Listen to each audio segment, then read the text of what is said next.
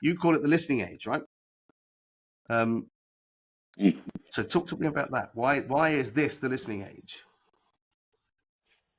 I think there's, yeah, I mean, yeah, and I'm starting all of my sort of presentations like "Welcome to the Age of Listening." I think there's a number of reasons for that, and I think first of all, let's start with a non sort of business related reason. I think there's a general and part of one of my co-authors, Kevin Ruck, talks about we've captured the zeitgeist in a sense. It's his words, but I think there's something in that. I think that generally in the way our sort of public discourse is, our politics, and this isn't a political comment one way or another, but I think that a lot of people are feeling they don't have a voice at the moment. A lot of people are feeling they're not being listened to generally. So I think that there is a bit of a pent up need in a sense for people to feel I've got something to say, whether that's generally or in business or whatever. And then when you think about, take the Edelman Trust Barometer work, and that's very clear in terms of where is the sort of number one area for trust these days. Currently, it's within organisations, and so I think that feels relevant to this work in terms of that it is a time that people want to be listened to, and a feeling they don't have a voice. So that's sort of a more general comment, but I think there's a number of other reasons. So first of all, I think the pandemic played its part. So we saw, as from an internal comms perspective, how organisations lent in a way they never had done.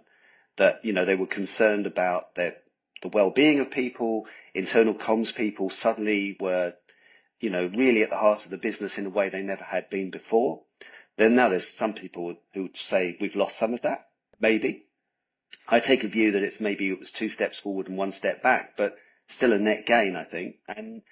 And so I think there you saw, that was it's almost exactly 4 years since the UK lockdown, like today or tomorrow. I think it's the 4-year anniversary. So it's not that long ago since we were there, and I think that was a real example of organisations trying to listen in a way that they had never happened before.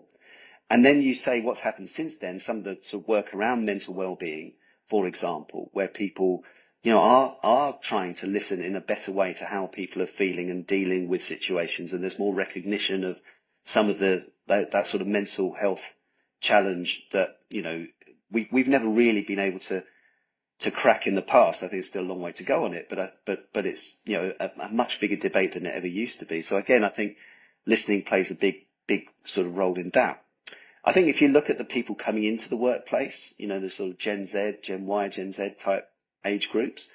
Now, these are people who've grown up and they want to have a voice. They're used to having a voice, whether it's just through social media, whether it's through some of the sites that actually we all use, TripAdvisor or Glassdoor or whatever. People are going to organisations and they want to be able to say, if they've got ideas, if they've got questions, concerns, they want to be able to share them and they expect to be heard.